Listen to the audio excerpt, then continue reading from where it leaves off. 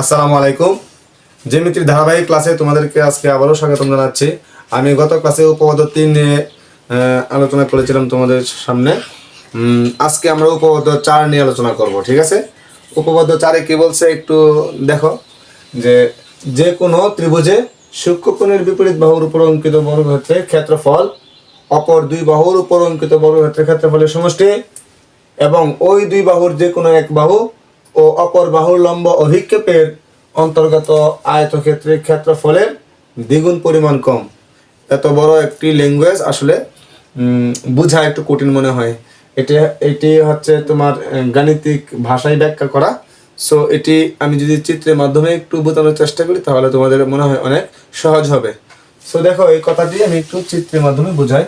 যে আমি যদি এরকম একটি ত্রিভুজ নেই, এরকম একটি ত্রিভুজ যদি নেই, এই ত্রিভুজটির নাম দিলাম আমি এ বি সি। এই ত্রিভুজে দেখো এটি একটি সূক্ষ্মকোণ, আরো সূক্ষ্মকোণ আছে, বাট এখানে বলছে যে কোনো ত্রিভুজে। সো আমি এই আকৃতির ত্রিভুজ ছাড়া অন্য ত্রিভুজ নিলেও হবে। তাহলে এই সূক্ষ্মকোণের বিপরীত বাহু হচ্ছে এসি। এই এসি উপর যদি আমি যে একটি লম্ব বর্গক্ষেত্র অঙ্কন করি, সেই বর্গক্ষেত্রের ক্ষেত্রফল হবে কি এসি স্কোয়ার। এসি স্কোয়ার এই ক্ষেত্রফলটি কেমন হবে? এই ক্ষেত্রফলটি হবে এই সূক্ষ্মকোণ সংলগ্ন যে আরো দুটি বাহু আছে এ বি এবং বিসি, তারও উপর আমি দুটি বর্গক্ষেত্র অঙ্কন করব। তাহলে A B square plus BC square. এরপরেও তার সমান হবে না। এরপরে কি হবে? এরপরে বলছে আবার এই সূক্ষ্মকোণ সংলগ্ন যে কোনো এক বাহু, তাহলে আমি এই বিসি বাহু নিলাম এবং অপর বাহু হচ্ছে এ বি, তাহলে এ বি এর লম্ব অভিক্ষেপ নিব। তাহলে এই এ বি বাহুর এ বিন্দু থেকে আমি বিসির উপর একটি লম্ব অঙ্কন করলাম। এই লম্বের নাম দিলাম আমি হচ্ছে এডি। আর এই এ বি বাহুর অপর একটি বিন্দু হচ্ছে বি বিন্দু। তাহলে এ বি বাহুর লম্ব অভিক্ষেপ হচ্ছে বিডি। এই বিডিটা নিব, হ্যাঁ, এই বিডি নিব। তাহলে আমি কি করলাম, যে বিসি বাহু নিলাম, এই বিসি বাহু নিলাম, আর এ বি বাহুর লম্ব অভিক্ষেপ বিডি নিলাম। এই দুটিকে গুণ করলাম, তাহলে এটি আয়তক্ষেত্রের ক্ষেত্রফল মিন করে। এর সাথে আমি যদি 2 গুণ করি, 2 গুণ করে দিয়ে এই অংশটা থেকে এটাকে মাইনাস করে দিই, তাহলে এই এস স্কোয়ারের সমান হবে। এই কথাটি এখানে একটি গাণিতিক ভাষার মাধ্যমে তোমাদেরকে লিখে দিয়েছি। দেখো কি বলছে, যে এই সূক্ষ্মকোণের বিপরীত বাহু হচ্ছে এসি। এই এসির উপর আমি যদি একটি বর্গক্ষেত্র অঙ্কন করি, এই বর্গক্ষেত্রের ক্ষেত্রফল হচ্ছে এসি স্কোয়ার। এটি হবে এ বি স্কোয়ার এবং বিসি স্কোয়ার। তার থেকে আমি আবার এই বিসি বাহু নিলাম এবং এই এ বি বাহুর লম্ব অভিক্ষেপ নিলাম বিডি। এই দুটির অন্তর্গত আয়তক্ষেত্রের ক্ষেত্রফলের দ্বিগুণ পরিমাণ কম, এই কথাটি বলছে, ঠিক আছে? তাহলে যেহেতু বলছে যে যে কোনো ত্রিভুজে, তাহলে আমি এই আকৃতির বাইরে আরেকটি আকৃতির ত্রিভুজ নেওয়ার চেষ্টা করি। আমি অন্তত পক্ষে দুটি ত্রিভুজের জন্য এই প্রমাণটা করব। যেহেতু বলছে যে কোনো ত্রিভুজ, তাহলে আমি কমপক্ষে দুটি ত্রিভুজের, ভিন্ন আকৃতির দুটি ত্রিভুজের জন্য আমি একটি প্রমাণ দাঁড় করাবো। তাহলে এই ত্রিভুজটা যদি আমি অঙ্কন করি একটু ভিন্নভাবে, দেখো যে আমি এই যে এই বাহুটা নিলাম,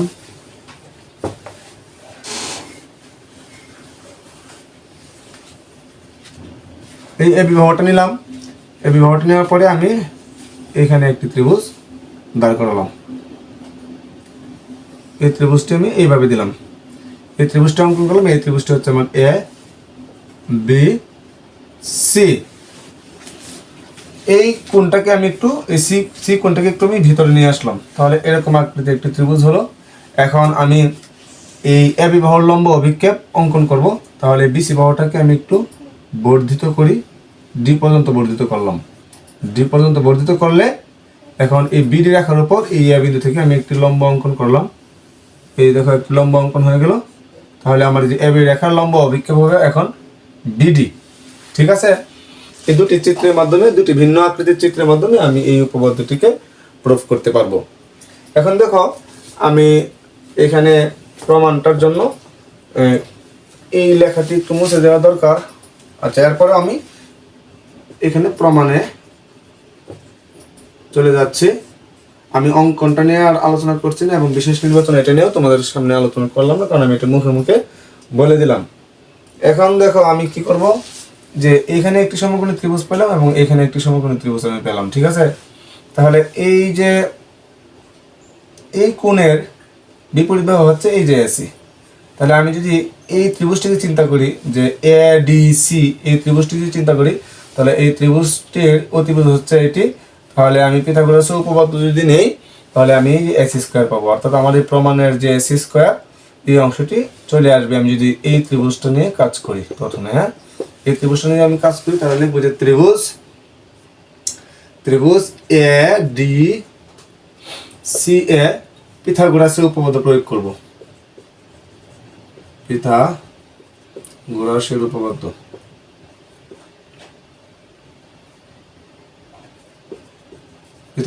উপপাদ্য প্রয়োগ করে পাই, তাহলে কি লিখবো যে এখানে হচ্ছে এস স্কোয়ার ইকুয়াল টু হচ্ছে লম্ব স্কোয়ার প্লাস ভূমি স্কোয়ার, ভূমি হচ্ছে সিডি স্কোয়ার। এটাকে আমি 1 নং সমীকরণ দিয়ে রেখে দিলাম।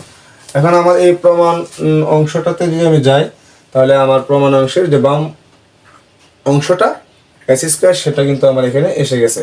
এখন এড স্কোয়ার এবং এই সিডি স্কোয়ারের দুটির মান আমি পৃথক পৃথকভাবে বের করতে হবে আমার, ঠিক আছে। তাহলে এই এড স্কোয়ারটা আমি কোথায় পাবো এবং এই সিডি স্কোয়ারটা আমি কোথায় পাবো? দেখো আমি এই ত্রিভুজে আমি আবার এড স্কোয়ার এবং সিডি স্কোয়ারটা পাবো। এখানে দেখো এই বিসি রেখাটাকে আমি বিডি যোগ সিডি এই আকারে লিখতে পারি। তাহলে এখানে লিখি যে এখন বিসি ইকুয়াল টু হচ্ছে বিডি প্লাস সিডি। এই বিসি এই রেখাটিকে আমি বিডি যোগ সিডি এই আকারে লিখতে পারি। এখন আমার কি দরকার? এখানে এডিটা দরকার, এডি, ঠিক আছে, এবং এই সিডিটা দরকার। তাহলে এই অংশ থেকে আমার এই সিডি স্কয়ার মানটা চলে আসবে। সো আমি এখানে লিখতে পারি হচ্ছে যে সিডি ইকুয়াল টু হচ্ছে বিসি মাইনাস বিডি। দেখো কি করলাম, এই সিডিটাকে আমি এই পাশে রেখে দিলাম, তাহলে এই বিডিটা আমার এই পাশে চলে আসলো, তাহলে বিসি মাইনাস বিডি হয়ে গেল। এখন যেহেতু আমার এখানে সিডি স্কোয়ার লাগবে, সো আমি এটাকে বর্গ করে দেব, তাহলে সিডি স্কোয়ার ইকুয়াল টু হবে বিসি মাইনাস বিডি তার হোল স্কোয়ার। আমি বর্গ করে দিছি উভয় পক্ষকে বর্গ করে দিলাম। তাহলে এখানে দাঁড়াবে হচ্ছে যে সিডি স্কোয়ার ইকুয়াল টু, এখন এটাকে এ মাইনাস বি হোল স্কোয়ারের সূত্র অনুযায়ী লিখব। তাহলে BC square plus BD square minus 2 BC into BD. এটিকে আমি এখন 2 নং সমীকরণ দিয়ে রেখে দিলাম, ঠিক আছে। এখন আমার এই সিডি স্কোয়ার মান আমি পেয়ে গেলাম। এই সিডি স্কোয়ার মানটাকে আমি একটু এখানে আটকে রাখলাম, ঠিক আছে। এখন আমার দরকার হচ্ছে এড স্কোয়ার। তাহলে এড স্কোয়ারের জন্য আমি আবার এই ত্রিভুজে যাব। এই ত্রিভুজে গিয়ে দেখো যে এ বি ডি এই ত্রিভুজটি নিয়ে যদি আমি পিথাগোরাসের উপপাদ্য কাজ করি, উপপাদ্যটা মানে নিয়ে কাজ করি পিথাগোরাসে, তাহলে দেখো এই সমকোণী ত্রিভুজের এটি সমকোণ, এর বিপরীত দেওয়া হচ্ছে এই যে এবি, এটি হচ্ছে অতিভুজ। তাহলে অতিভুজ স্কোয়ার ইকুয়াল টু লম্ব স্কোয়ার প্লাস ভূমি স্কোয়ার, এটি আমি লিখতে পারি। তাহলে আবার লিখবো ত্রিভুজ এ বি ডি হতে পারে, ঠিক আছে। তাহলে এখানে লিখবো হচ্ছে ত্রিভুজ এ বি ডি হতে পায়। কি লিখবো যে এখানে অতিভুজ হচ্ছে এ বি, তাহলে অতিভুজ স্কোয়ার ইকুয়াল টু লম্ব স্কোয়ার প্লাস ভূমি স্কোয়ার, ঠিক আছে। এখানে আমার কি লাগবে? এখানে আমার এই যে এডি দরকার, এডি স্কোয়ার দরকার। তাহলে আমি এখানে এই এডি স্কোয়ারটা বের করে নিয়ে আসবো। তাহলে সুতরাং আমি লিখতে পারি যে এডি স্কোয়ার ইকুয়াল টু, এই যে এডি স্কোয়ার যদি আমি এই পাশে রেখে দিই, তাহলে AB square minus BD square হবে। তাহলে যেটা হবে AB square minus BD square. এটিকে আমি 3 নং সমীকরণ দিয়ে রেখে দিলাম। এখন দেখো এই 1 নং সমীকরণে যদি আমি এডি স্কোয়ার আর এই সিডি স্কোয়ার দুটা মান বের করছি, এই দুটি মান যদি আমি এখানে বসিয়ে দিই, তাহলে আমার উপপাদ্যের যে প্রমাণ সেই প্রমাণে আমি চলে যাব, একদম ফাইনাল পার্টে চলে যাব, ঠিক আছে। এখন এই সিডি স্কোয়ারের মান এবং এডি স্কোয়ারের মান এই 1 নংয়ে বসিয়ে দিই, এই কথাটি লিখবো, ঠিক আছে। তাহলে আমি উপরের অংশটা মুছে দিচ্ছি।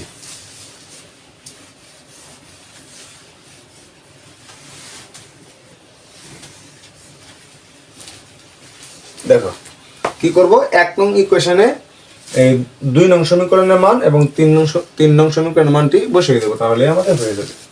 ঠিক আছে, তাহলে এখানে 1 নং কি ছিল, এস স্কোয়ার ছিল, এই পাশে হচ্ছে এস স্কোয়ার ইকুয়াল টু এই এডি স্কোয়ার, এই এডি স্কোয়ার একটা মান বের করছি আমি। দেখো যে এডি স্কোয়ার মান হচ্ছে AB square minus BD square, তাহলে AB square minus BD square. ঠিক আছে, এরপরে এই যে প্লাস ছিল, এই যে প্লাস দিলাম। এখন সিডি স্কোয়ারে দেখো আমি একটা মান বের করে রাখছি, এই সিডি স্কোয়ার মান হচ্ছে এই অংশটা, তাহলে এই অংশটা এখানে লিখবো, অর্থাৎ BC square plus BD square, BC square plus BD square, এরপর আছে minus 2bc into BD, minus 2bc into BD. দেখো এই প্লাস বিডি স্কোয়ার আর এই মাইনাস বিডি স্কোয়ার কাটা যায়, এরপরে কি থাকবে, এই এবি স্কোয়ার থাকবে, এবি স্কোয়ার থাকবে প্লাস এই বিসি স্কোয়ার থাকবে মাইনাস এই 2bc BD, 2bc into BD, এটি হচ্ছে এস স্কোয়ারের মান। ঠিক আছে, তাহলে আমাদের কিন্তু প্রমাণের এই অংশটি, হ্যাঁ আমাদেরকে প্রমাণ করতে বলছিল, এই যে প্রমাণ করতে বলছিল এই অংশটি, এই যে আমাদের এই অংশটি প্রমাণ করতে বলছিল। দেখো আমাদের প্রমাণিত হয়ে গেল, আমরা এখানে লিখতে পারি প্রমাণিত, প্রমাণিত। এখন এখানে একটু কথা আছে, আমি এখানে 1 নং চিত্র আঁকলাম, এখানে আমি 2 নং চিত্র আঁকলাম। আমার কিন্তু এখানে 1 নং চিত্রের জন্য আমি এটি প্রমাণ করছি। এখন আমি যদি দেখাই তোমাদেরকে যে 2 নং চিত্রের জন্য এটি প্রমাণিত, তাহলে কিভাবে, দেখো এই যে আমার এটি হচ্ছে সূক্ষ্মকোণ, আমি নিলাম এই সূক্ষ্মকোণটাকে আমি বিবেচনা করলাম। সূক্ষ্মকোণ তো সব ধরনের ত্রিভুজের মধ্যেই সূক্ষ্মকোণ আছে, তাহলে এই সূক্ষ্মকোণটা আমি বিবেচনা করলাম, তাহলে এই সূক্ষ্মকোণের বিপরীত বাহু কোনটা, এই যে এসি। এটা কিন্তু পরে আসছে আমার অঙ্কনের জন্য, এই যে এবি বাহুর লম্ব অভিক্ষেপ অঙ্কন করতে গিয়ে আমি বিসি বাহুটাকে একটু বর্ধিত করে ডি পর্যন্ত নিলাম, তখন এই বিডি রেখার উপরে কিন্তু আমি এবি রেখার লম্ব অঙ্কন করছি, এই এ বিন্দু থেকে একটি লম্ব অঙ্কন করছি এডি, অর্থাৎ এবি রেখার লম্ব অভিক্ষেপ অঙ্কন করার জন্য কিন্তু আমার মূলত এই এডি রেখাটা এখানে আসছে। সো এই কোণের বিপরীত বাহু ছিল হচ্ছে আমার এসি, তাহলে এই যে দেখো এসি স্কোয়ার, এরপরে কি আসছে এবি স্কোয়ার, এই যে সূক্ষ্মকোণ সংলগ্ন দুটি বাহু, একটা হচ্ছে এবি আর একটা হচ্ছে কি বিসি, তাহলে যে এবি স্কোয়ার এই বিসি স্কোয়ার। আবার এই সূক্ষ্মকোণ সংলগ্ন একটি বাহু নিলাম আমি, কি বিসি নিলাম, এই যে বিসি নিলাম, এবং অপর বাহু হচ্ছে কি এবি, এবি এর লম্ব অভিক্ষেপ নিলাম। এবি এর লম্ব অভিক্ষেপ কোনটা, এবি এর লম্ব অভিক্ষেপ হচ্ছে এই যে বিডি, এই সবটা। কেন, এর অর্থ হচ্ছে আমি এবি রেখার যদি লম্ব অভিক্ষেপ অঙ্কন করতে চাই, তখন এবি রেখার এ বিন্দু থেকে আমি একটি লম্ব অঙ্কন করছি, তাহলে এইটা হচ্ছে এই এডি রেখার যে লম্ব, এই লম্বের পাদবিন্দু হচ্ছে ডি, আর যে এই এবি রেখার বি বিন্দু হচ্ছে এটি, তাহলে এই বিন্দু এবং এই বিন্দুর মধ্যবর্তী যে দূরত্ব, যে পথ, এটি হচ্ছে এই এবি রেখার লম্ব অভিক্ষেপ। ঠিক আছে, তাহলে এখানে এবি রেখার লম্ব অভিক্ষেপ হচ্ছে এই যে বিডি, এতটুকু অংশ। ঠিক আছে, এই যে এবি রেখার এ বিন্দু থেকে আমি একটু লম্ব অঙ্কন করছি, এই যে লম্বের পাদবিন্দু এটা, আর এখানে হচ্ছে আরেকটা বিন্দু, তাহলে এই এতটুকু পথ হচ্ছে এবি রেখার লম্ব অভিক্ষেপ।